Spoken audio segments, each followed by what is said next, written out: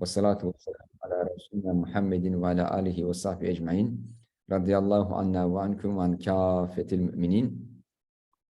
Inshallah, we'll continue reading from the chapter on Shukr and Sabr, because the two are related. So if one is happy with his or her situation, this is Shukr, you know, but this Shukr requires patience, Sabr. So Sabr and Shukr, they are requirements of each other, because there is always something missing in life. There is always something wrong in life. Nothing is perfect in this world. Otherwise, this world would be a paradise. But if you have sabr, then it brings shukr to you. And if you have shukr, it supports your sabr as well. So these are twin features. So now let's continue with our text. وأما النوع الثاني فهو ضروري أشد ضرورة من الأول. So the second kind of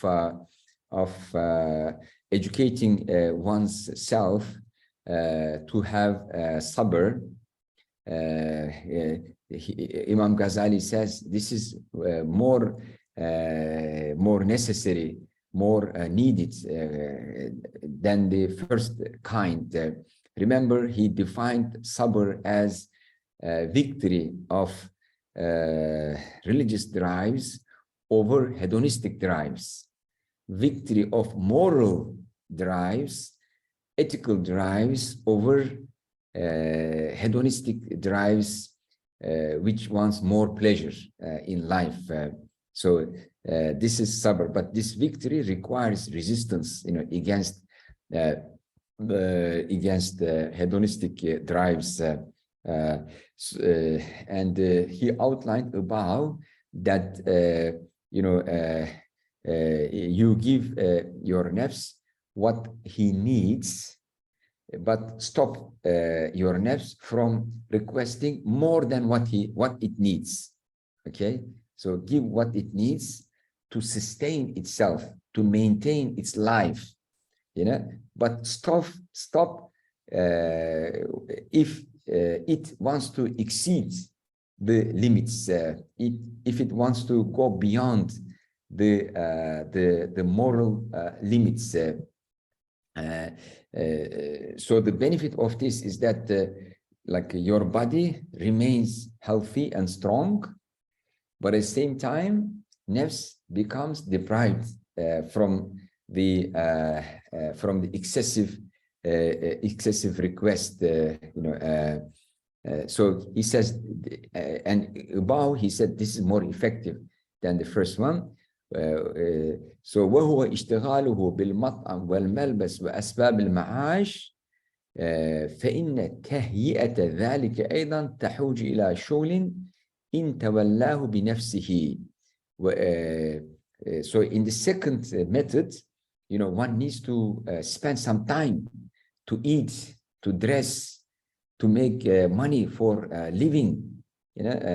So because like all these things require some time. The first model was just leaving everything, seclusion, withdrawal.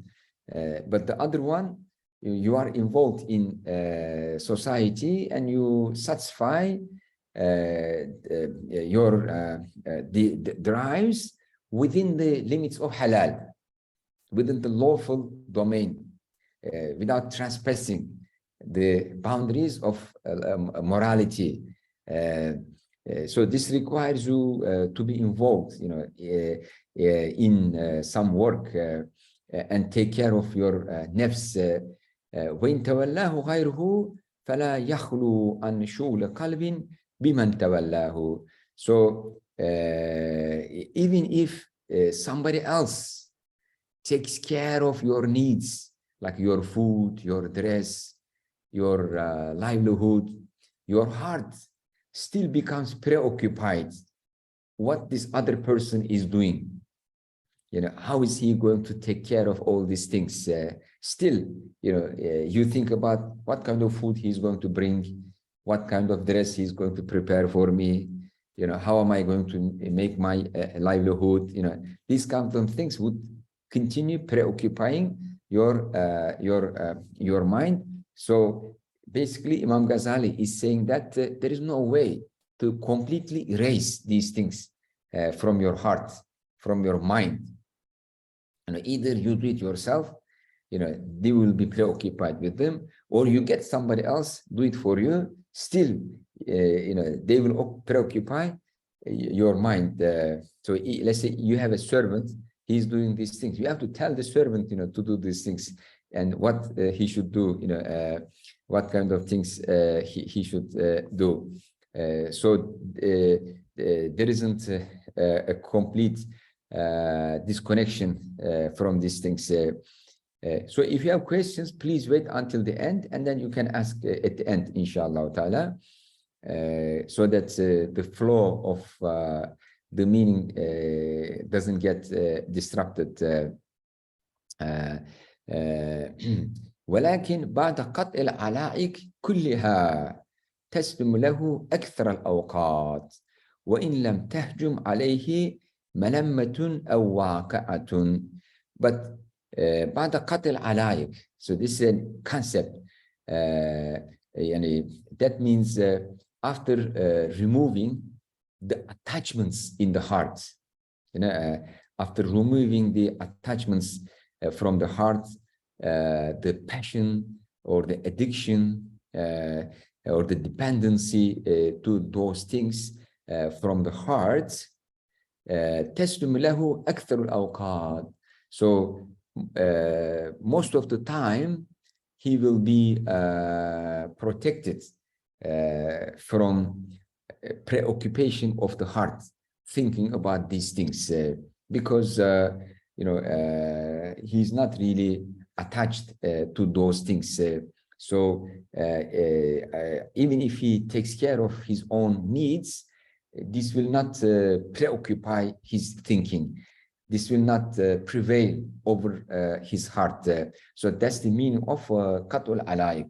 Qatul Alaik is a concept that means removing the love, the attachment for things. And this also sometimes called like a Tarkud Dunya. And Tarkud Dunya means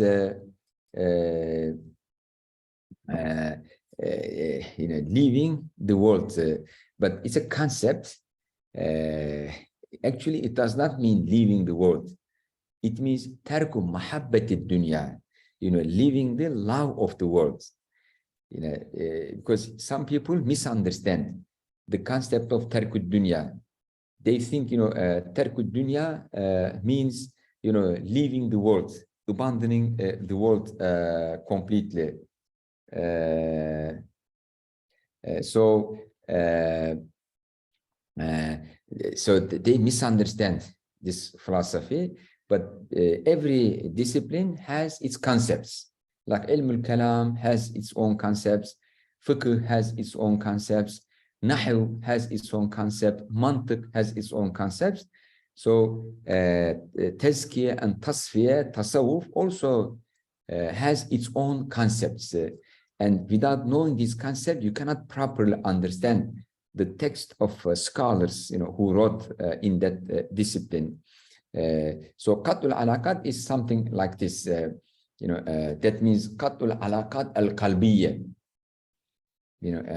Cutting the spiritual attachments to things, to habits, to objects, to people. So if the attachments and the love, for those things are removed completely from the heart, then heart becomes healthy, free most of the time. إن لم تهجم عليه ملمة أو واقعة, if concerns and some events, some problems don't attack on him. So if the person is not attacked, by some of the emerging issues, some big problems, most of the time his heart will be free from the worldly things. The heart will be preoccupied with thinking Allah Ta'ala, with dhikr of Allah Ta'ala. But some unexpected occasions, he may be overwhelmed with some ملمة, with some واقعة. وفي تلك الأوقات يصفو القلب ويتيسر له الفكر وينكشف فيه من أسرار الله تعالى في ملكوت السماوات والأرض ما لا يقدر على عشيره في زمان طويل ولو كان مشغول القلب بالعلائق. So if a person achieves قطع العلائق, so most of the time his heart is not preoccupied with any mundane issue, but exceptionally his heart may be concerned with some of the issues. So I call this disengaged involvement. Disengaged involvement. I mean, your heart is disengaged, but you are involved. So this is Qatul Alaik. This is how I define Qatul Alaik in English. Such a person, most of the time, his heart is pure. Yasfu al-qalb. So what's the meaning of Yasfu al-qalb? What's the meaning of heart becoming pure, clean? وَيَتْيَسَّرُ لَهُ الْفِكْرِ. So that means, thinking Allah Ta'ala becomes easier for him. Thinking all the time about Allah Ta'ala becomes easier, possible for him. That means one thinks that Allah Ta'ala exists and he sees him. This is the level of ihsan, as mentioned by the hadith. أن تعبد الله كأنك تراه فإن لم تكن تراه فإنه يراك. So the level of ihsan is to worship Allah Ta'ala as if you see him, and if you don't see him, he sees you. So the first is called mushahada, like worshiping Allah Ta'ala as though you see him. This is mushahada.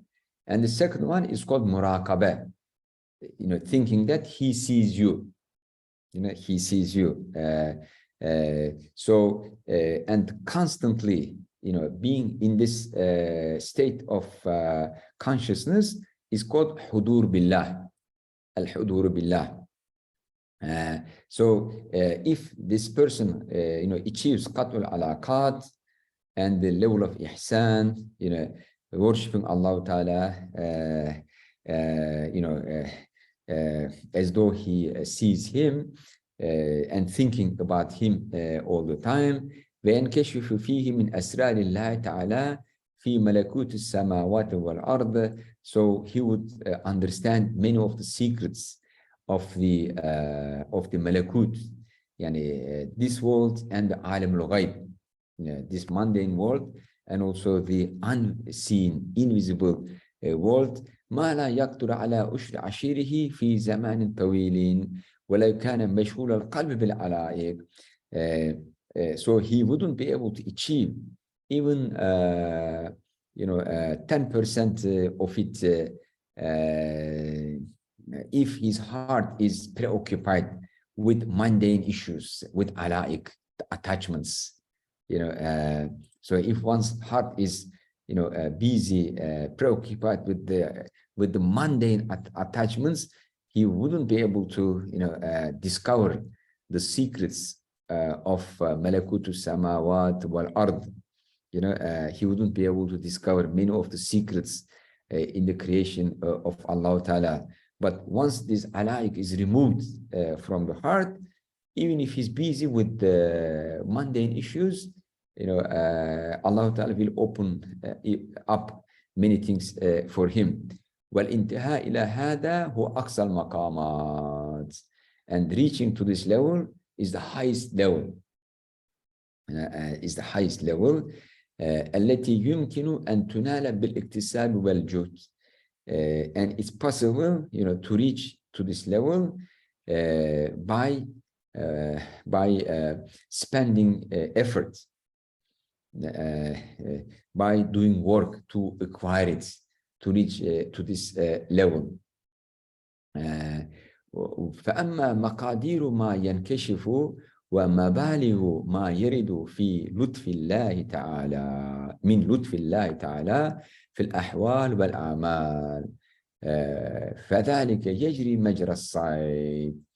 But the amount of what's uncovered, what's shown to a person, and مبالغ ما يرد من لطف الله تعالى, and the extent of what reaches,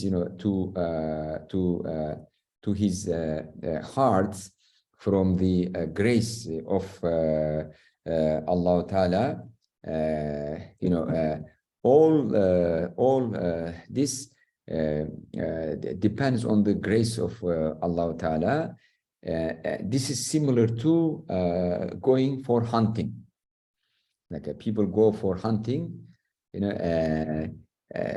sometimes they hunt a lot of animals, sometimes, they catch lots of fish, but sometimes very little,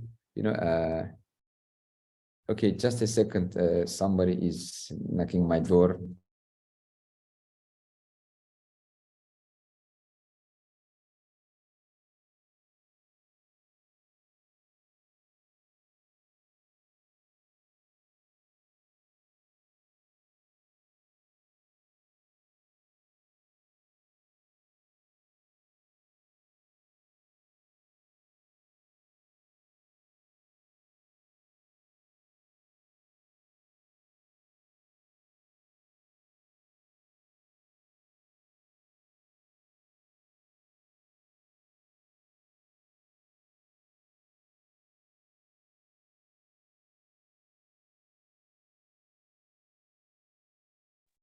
I'm sorry for this. Some people came for maintenance. Okay, والانتهاء إلى هذا هو أقصى المقامات التي يمكن أن تنال بالاكتساب والجهد. فأما مقادير ما ينكشف ومبالغ ما يرد من لطف الله تعالى في الأحوال والأعمال فذلك يجري مجرى الصيد وهو بحسب الرزق. So Imam Ghazali says this depends on the amount of risk. One is destined to get, one is blessed with, because there are two types of risk. There is material risk, like your food, your sustenance, and there is also spiritual risk. There is intellectual risk. So علم, معرفة, محبة, ذكر, كشف, these things are spiritual risk from Allah Ta'ala. So as you search for your material risk, for your food, you should also search for spiritual risk. But it's like going to hunting. You can never predetermine how much you will get at the end, but you should work for it. You will get something. فقط يقل الجهد ويجل الصيد. Sometimes you spend a lot of effort, but you catch little prey. وقد يطول الجهد ويقل الحظ. Sometimes, long. I'm sorry. فقط يقل الجهد ويجل الصيد. Sometimes you make little effort, but you catch a lot of things. But sometimes you spend a lot of effort, you work long time, but you get very little. Okay, what happened? Kayyum Hoca Kayyum left. Hoca log out, I think, Hoca. What happened? Can you ask him? Or, Yes, I will call you. I will call you, Hoca, inshallah. Or Wait a we, minute. yeah, he's coming back. He's coming. He's coming. Back. Yes.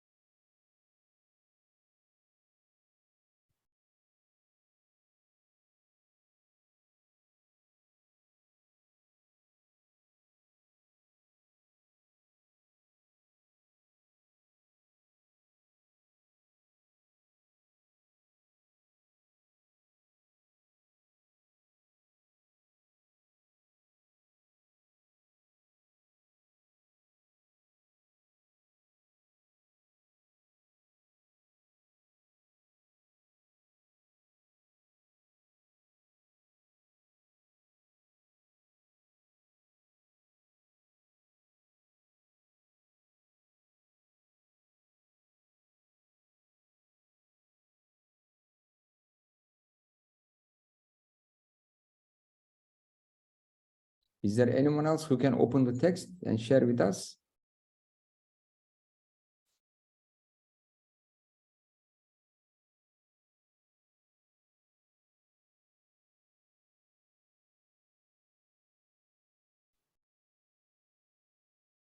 Okay, Recep Hoca, it came back, I think. The Okay. text we can see now.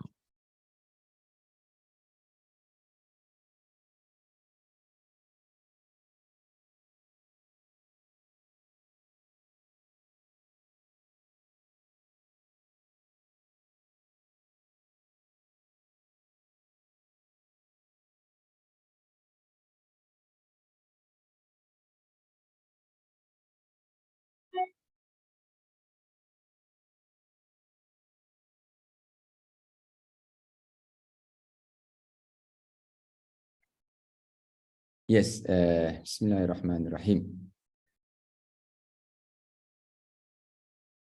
والمعول وراء هذا الاجتهاد على جذبة من جذبات الرحمن فإنها توازي أعمال الثقلين وليس ذلك باختيار العبد.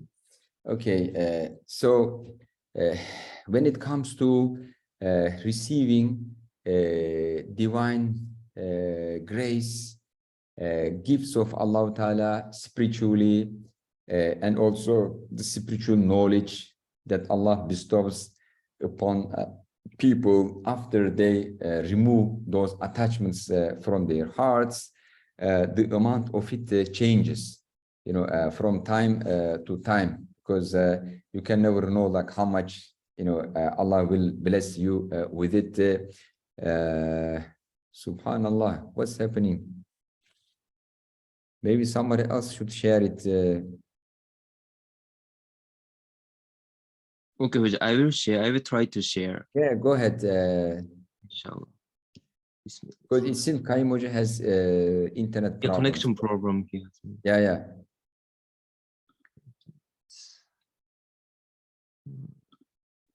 Now, sorry, Hojam, can you see the screen? Yes, I see. Do you have a problem with your internet, Kayyum Hoca? Yeah, it dropped several times, so I connected a new one. Okay. Not Okay. connecting it. Tamam. So please make Fuga or Seda, give them permission so that if it's disrupted again, they can share it. Okay? Yeah, no, Fuga is already a host. I just made him host. Okay, very good, inshallah ta'ala. Very good, inshallah ta'ala. Okay.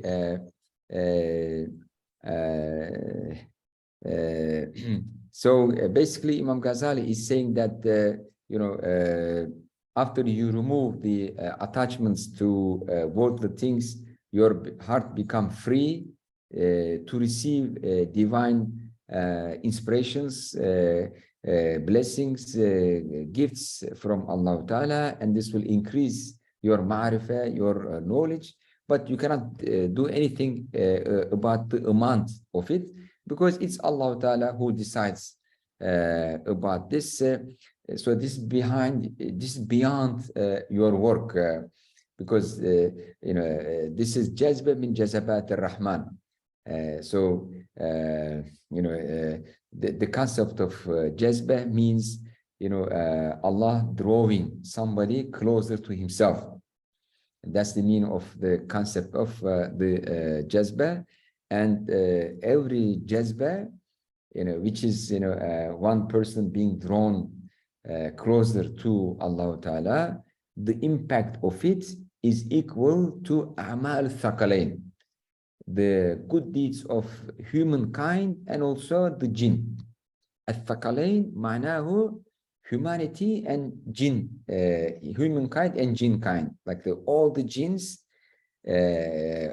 all the human beings, the impact of their work is equal to one jazba by Allah Ta'ala. So the impact of jazba is so big on human beings, getting closer to Allah Ta'ala. So with your work, it's not easy for you to get closer to Allah Ta'ala. It takes long time, long effort. But if Allah Ta'ala wishes, He draws you to Himself, and this is called jazba, and this is beyond your decision, beyond your effort.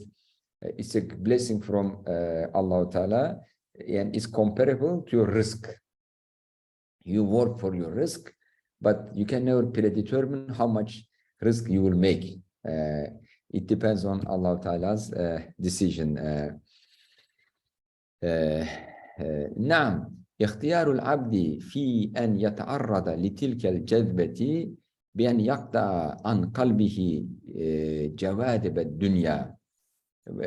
But a person may choose to prepare himself, to expose himself to this kind of jazba from Allah Ta'ala by cutting himself from attractions of the world, that may distract him. فإن المجذوب إلى أسفل السافلين لا ينجذب إلى أعلى. Because the person who is attracted to أسفل السافلين, to lowest things, will not be attracted to higher things.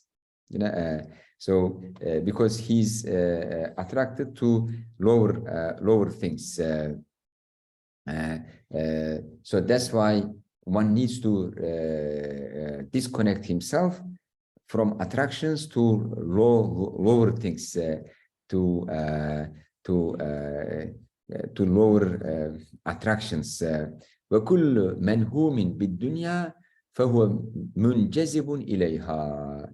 So everyone who's lost in mundane thinking, mundane attractions, he will be drawn towards the world. فقطع العلائق الجاذبة هو المراد بقوله عليه السلام. So this is what's meant by the following hadith by Rasulullah عليه الصلاة والسلام. إن لربكم في أيام دهركم نفحات ألا فَتَعَرَّضُوا لَهَا. So Rasulullah ﷺ said that there are breezes coming from Allah Ta'ala during sometimes during the day. So expose yourself to them, be prepared to receive them. So there are divine breezes, divine winds coming from Allah Ta'ala, to influence people's hearts, but be open to them, be ready to be exposed to them. This is what Rasulullah ﷺ said. So, you open your receivers, but whatever comes from Allah Ta'ala, He decides for it. وَذَلِكَ لِأَنَّ تِلْكَ النَّفَحَاتِ والجذبات لها أسباب سماوية. This is because these breezes and these attractions or draw, getting closer to Allah Ta'ala, their causes are heavenly. They are not mundane causes you can prepare or you can manipulate. Their causes are samawi, not ardi. And you have no influence on those causes. Is قال Allah Ta'ala, because Allah Ta'ala said, وَفِي السَّمَاءِ رِزْقِكُمْ وَمَا تُوعَدُونَ. So you have risk in the samawat, in the heavens, and you are promised, some risk also. So this risk, في السماء, what is that? It is the spiritual risk. وهذا من أعلى أنواع الرزق. So this is the highest type of risk. والأمور السماوية غائبة عنا. But how the things move on in the heavens, this is invisible to us, inaccessible to us. We have no control over them, and our knowledge is very limited. فلا ندري متى ييسر الله أسباب الرزق. We can never know when Allah Ta'ala will facilitate the causes of that spiritual risk from the heavens. فما علينا إلا تفريغ المحل والانتظار لنزول الرحمة وبلوغ الكتاب أجله. So what we are required to do is, emptying the or vacating the place for it, and also waiting, looking forward for the descending of the divine rahmah, and also the time of the destination. So kitab here means predestiny, that is decided for you, and when the time for it comes, it will come to you. كالذي يصلح الأرض كالذي يصلح الأرض وينقيها من الخشيش ويبث البذر فيها وكل ذلك لا ينفعه إلا بمطر. So this is similar to somebody who prepares the soil, cleans the soil and removes all the wild plants from it, and puts the seeds in the soil. But all these things is not useful except with the coming of the rain. So if the rain doesn't come, like all the things that you do, like preparing all the soil and putting all the seed in the soil, etc., is not going to help to produce the plants. You need matar, you need rain for it. ولا يدرى متى يقدر الله أسباب المطر. But it cannot be known, it cannot be completely predicted when Allah Ta'ala will send the rain, when He'll create the causes of the rain. This cannot be predicted ahead of time. When you put the seeds, ألا إلا أنه يثق بفضل الله تعالى ورحمته أنه لا يخلي سنة عن مطر. But when the farmers or the gardeners put the seeds in the soil, they don't know when the rain will come, how much rain will come, but they trust in the grace of Allah Ta'ala, in the generosity of Allah Ta'ala, and they expect that Allah will not leave any year without any rain. So every year Allah will send some rain. So they trust to the grace, to the mercy, to the generosity of Allah Ta'ala, and they put the seed in the soil and wait for it. وكذلك فلما تخلو سنة وشهر ويوم عن جذبة من الجذبات ونفحة من النفحات. Similarly, there is no year, there is no month, there is no day which does not have any jadba min al-jazabat, any attraction towards Allah Ta'ala, any drawal towards Allah Ta'ala, or breathe from the nafahat, divine breezes. So there is always some divine wind. There is always some jazba in every day, every month, every year. So what you need to do is just to prepare yourself to receive them.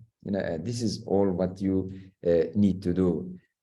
فينبغي أن يكون العبد قد طهر القلب من حشيش الشهوات. So that's why it is necessary for the person to clean his heart from the wild plans of unlawful desires. وبذرة وفيه بذرة الإرادة والإخلاص. And one should plant in the heart the seeds of irada and ikhlas, the will and also pure intentions. وَأَرْضَهُ لِمَهَابِ رِيَاحِ الرَّحْمَةِ, and expose, prepare the heart for the winds of the rahmah, of the blessings of Allah Ta'ala. وكما يقوي انتظار الأمطار في أوقات الربيع، or كما يقوى انتظار الأمطار في أوقات الربيع وعند ظهور الغيم، فيقوى انتظار تلك النفحات في الأوقات الشريفة وعند اجتماع الهمم وتساعد القلوب. So similar to certain times where expectation or the prediction of the rain strong, like the times of spring, and also times of the clouds being visible, more visible. So if you see that clouds are there, then you expect that rain will come. Or during spring, you expect that there's a strong expectation, strong prediction that rain will come. The same way, there are some sacred times, some blessed times. During those times, you can expect that divine grace will come more. So there is a stronger expectation that divine grace will come, and especially when there is a strong will for it after cleansing the heart.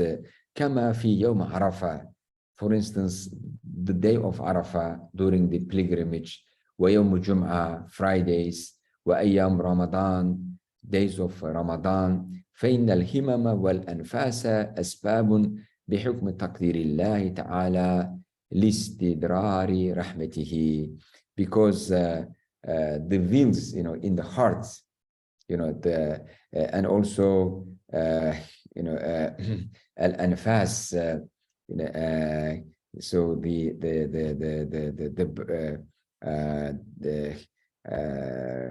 desires, in the heart. So these are causes, for the decision of Allah Ta'ala to send His rahmah, the rains of His rahmah abundantly. So if there is a desire in the heart, if there is a longing in the heart, to get the divine breezes, divine grace of knowledge, of ma'rifah, of love from Allah Ta'ala, so these may cause Allah Ta'ala to send the rains of His rahmah to people, حتى تستدر بها الأمطار في أوقات الاستسقاء. This is similar to istisqa, there is prayer for getting rain. So if rain stops coming, what do people do? They go to Salatul Istisqa. They gather together and they make salat, they make prayer, and ask from Allah Ta'ala to send rain. Okay? وهي لاستدرار أمطار المكاشفات ولطائف المعارف. But there is also istisqa, for a spiritual istisqa, to ask for the lataif al-ma'arif wa amtar al-mukashafat, rains of spiritual openings and spiritual blessings from Allah Ta'ala, from the treasures, from the divine treasures of Allah Ta'ala, from alim al-ghayb.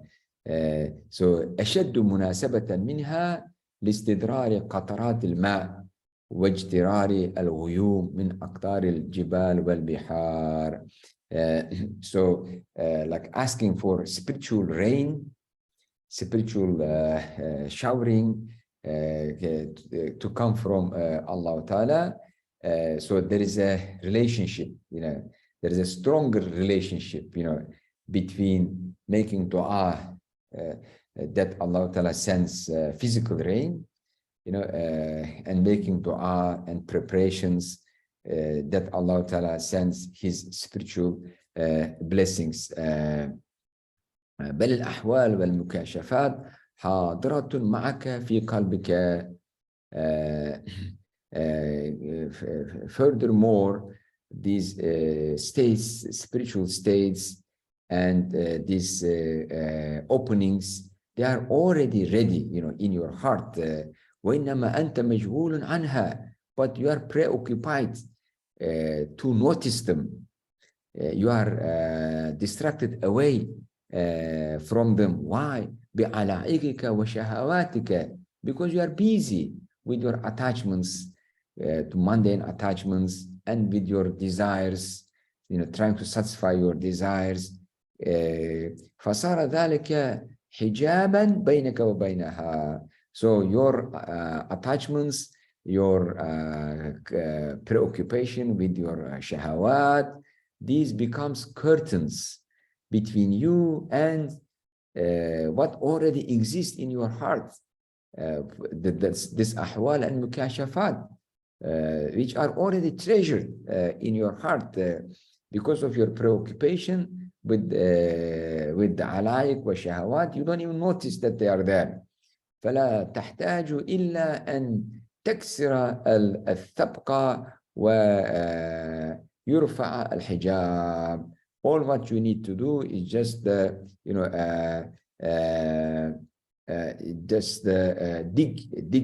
the well, the water well, so that water comes out of it, because the water is already there. All what you need to do, just dig. It will come out and remove the curtain. فَتُشْرِكُ أَنْوَارُ الْمَعَارِفِ مِنْ بَاطِنِ الْقَلْبِ. So in that case, when you remove the curtains, and the curtain is your preoccupation with the mundane issues and nafsani desires. So if when these are removed, the lights of the ma'rifah, the lights of the knowledge will spring from your heart, from inside your heart, because they are already treasured in your heart, but they're covered because of your preoccupations with the worldly issues. وإظهار ماء الأرض بحفر الكنى أسهل وأقرب من استنزال الماء إليها من مكان بعيد منخفض عنها. So making like digging a water well to bring out the hidden water under the ground, this is easier than bringing water from remote places, in particular from a place which may be lower than your farm, your land. So it's easier to bring out the water which is already hidden, in your land, by just uncovering the soil that keeps it hidden. ولكونه حاضرا في القلب ومنسيا بالشغل عنه سمى الله تعالى جميع معارف الإيمان تذكرا. Why did Allah Ta'ala call Iman tadhakkur, remembering? Remembering means there is something already in your heart. You remember it. That's the meaning of tadhakkur. Because it's forgotten inside your heart, because it's already hidden in your heart. That's why Allah Ta'ala calls it remembering. وَإِنَّا نَحْنُ نَزَّلْنَا الذِّكْرَ وَإِنَّا لَهُ لَحَافِظُونَ. So Allah Ta'ala said, we sent dhikr, we send it zikr, and we will protect it. وَلِيَتَذَكَّرَ أُولُو الْأَلْبَابِ. And he also said, those who have hearts will remember it. وقال تعالى وَلَقَدْ يَسَّرْنَا الْقُرْآنَ لِلذِّكْرِ فَهَلْ مِن مُدَّكِرٍ. So we made the Quran easy for dhikr, to remember, and is there anyone who will remember? So Allah Ta'ala called it remembrance, and you remember something which is already in your memory. So Imam Ghazali is saying that some of the divine knowledge is already treasured in your heart, like the water, under the ground. All what you need to do is just to bring it out. Okay, so inshallah ta'ala, we stop here. Our time is up, and Sadil has a question. Sadil, go ahead. What's your question? Hello, Assalamu alaikum. Wa alaikum salam wa rahmatullah. I am Sadiq from India. Ahlan wa sahlan. Nice to meet you, Sadiq. This is the first time I want to hear a lecture from you. Actually, it was a nice lecture. It's going on. I'm try to contact you from long time. It's not, Yes, it takes a long time. Just now I log in. I see your lecture about the Sufism and everything. I'm interested to join a course also with you, with this course. So I thought to log in and talk to you. The question is, I am from Murid of Sheikh Nazim Haqqani. You know Cyprus? yes, I know him, rahimahullah. He was a great sheikh. He visited me at home in New York. I respect him. He was a great scholar and great wali of Allah Ta'ala. I'm a Murid of him. Just a question about the Tariqa. In Tariqa, how you standardize the people, actually prioritizing the people, the sheikh and parents and friends, how you will prioritize that? Just a question about the understanding, better understanding. I didn't really understand your question. What is the question again? Can you ask once again? How you standardize, and the levels, understand? How you rate the peoples, how you standardize the. Okay. Yeah, I understand. This is not our job. We don't rate people. Allah rates them. Yes, but so, in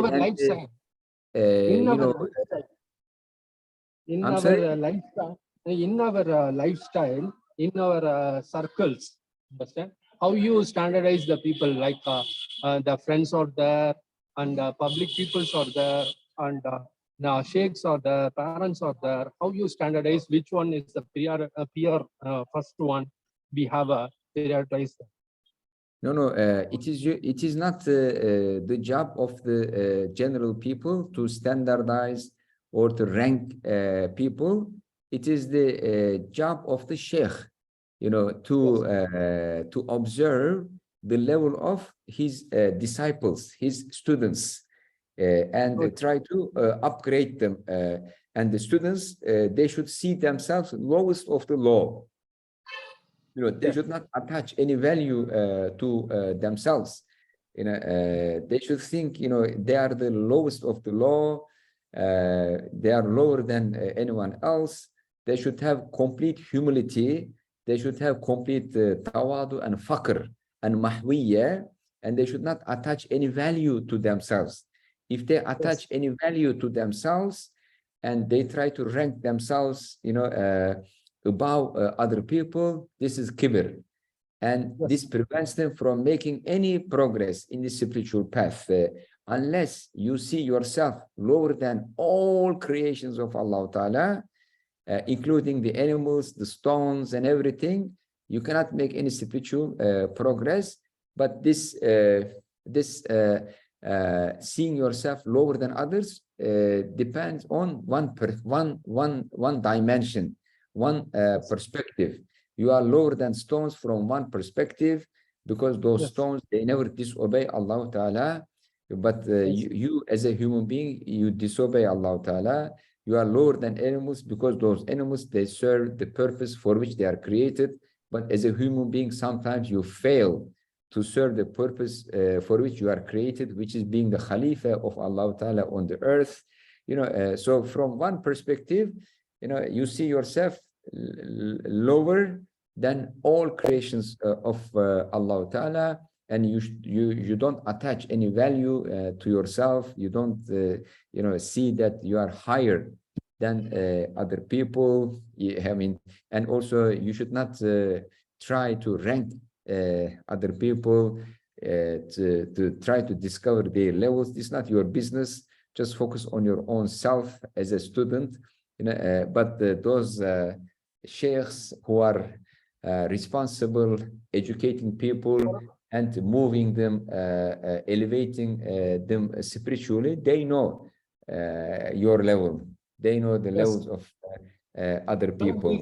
This is the thing, is the sheikh has the higher responsibility than among all the people, right?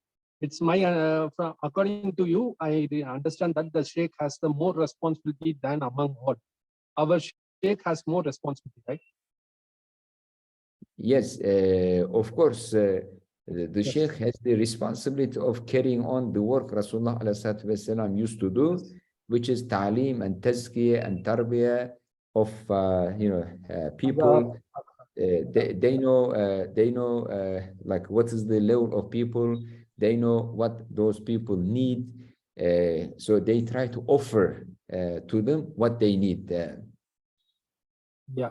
Then one more question. What is the basic requirement of finding a partner, like searching a partner? Partner, you said?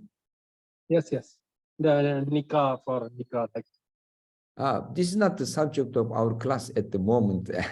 I mean, if you have I anything know regarding the subject, so this is another subject. It requires another lecture, another dars, and you have a lot of great sheikhs in India who may answer your question regarding this. No, I'm just view I'm asking. The Sufism, about Sufism, we can ask about Sufism, the concepts of nikah, and because the Sharia is there, tariqat is there, marifat is there. I mean, like your question is a good question, but this is not the subject of our class at the moment. So, you know, if we, you know, read the Kitab al in Ihya Ulumuddin, at that time you can ask this question. But because this is beyond what we discuss today, this is not our subject at the moment. Yes, yes. Okay. Thanks for the time you explained me. I have a adab. I'm sitting on the feet of you. Thanks for your lecture. Thanks for your response. I'm happy to meet you. Okay, Jazakallah khairan. May Allah give us best tawfiq in in learning and practicing, inshallah ta'ala. And we end here our class, and inshallah, if Allah gives us life and health, we'll meet again next Tuesday, inshallah. Jazakumullah khairan. Wassalamu alaikum wa rahmatullahi wa barakatuh. Fi amanillah. وعليكم السلام. Thank you, وبركاته. Hajam. عليكم السلام. Aleyküm selam hocam.